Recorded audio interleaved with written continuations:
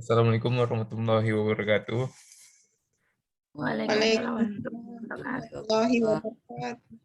Selamat siang. Di sini saya Ibnu Sifa sebagai moderator kelompok 3 yang akan mempresentasikan tentang makalah kami yang berjudul Perawatan Komprehensif Terhadap Korban Bencana Sakit Mental yang akan dibacakan oleh Flora Julianti Harahap. Kepada Flora, saya persilahkan.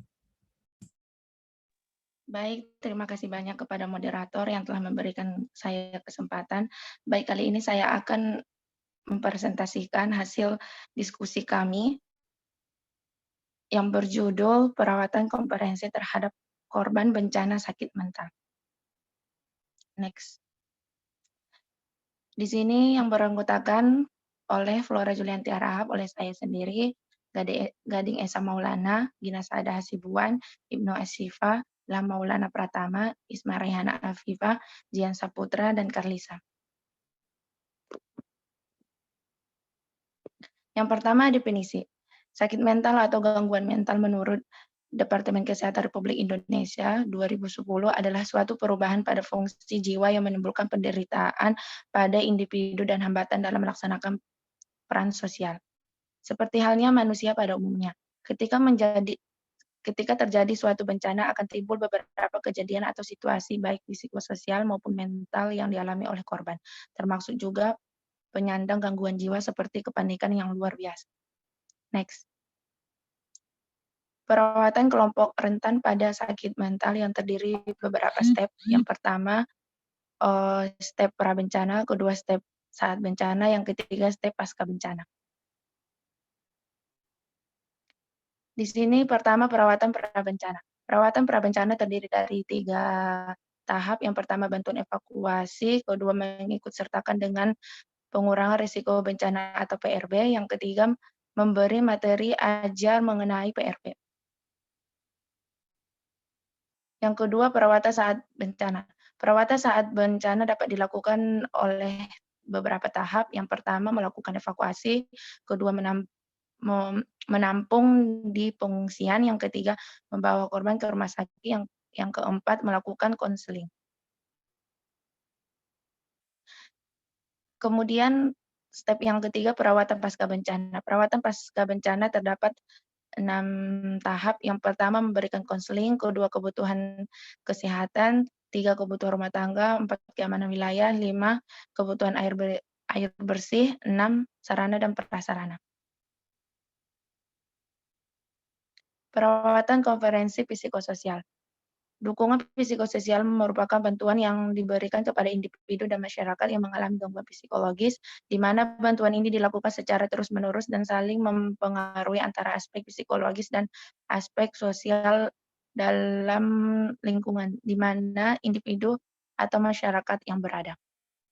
Tujuan dukungan psikososial adalah mengembalikan individu, keluarga, masyarakat agar setelah peristiwa terjadinya suatu bencana secara bersamaan menjadi lebih kuat, berfungsi optimal, dan memiliki ketangguhan menghadapi masalah sehingga menjadi produktif dan berdaya guna.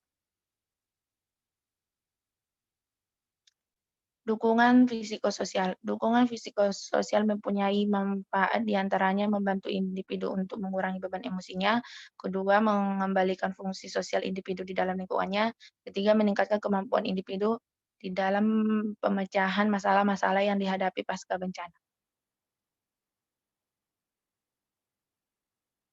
Nah, di sini ada dukungan psikososial. Dukungan psikososial itu yang contohnya yang pertama bantuan konseling konsultasi, yang kedua pendampingan, yang ketiga pelatihan, keempat kegiatan psikososial. Perawatan komprehensif psikospiritual merupakan sebagai bagian dari kebutuhan manusia secara utuh, tidak terkecuali pada pasien sakit mental. Kejadian bencana dapat berubah pola spiritual seseorang, dapat bersifat positif maupun negatif. Bencana yang terjadi juga dapat mempengaruhi kondisi spiritual korban bencana.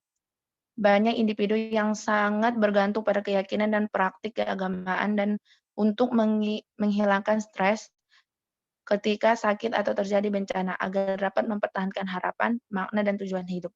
Keterlibatan agama dapat membantu pertumbuhan psikologis yang lebih baik. Gangguan spiritual juga dapat berupa penyalahgunaan Tuhan, menghindari interaksi dengan orang lain, dan merasa bersalah. Hal ini membutuhkan pengetahuan dan sikap perawat dalam menangani masalah psikologis dan spiritual tersebut.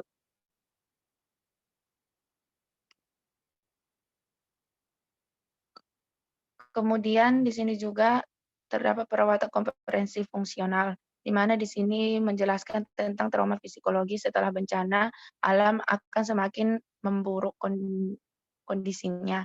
Distres yang berkaitan dengan bencana alam akan berlangsung lama setelah insiden.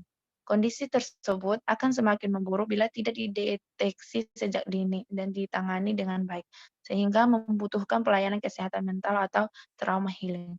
Pelayanan konseling pasca bencana dapat dilakukan dalam menangani masalah kesehatan mental. Masalah kesehatan mental pasca bencana merujuk kepada kemampuan berpikir yang baik, yaitu pemikiran yang rasional, serta kemampuan untuk mengatasi masalah.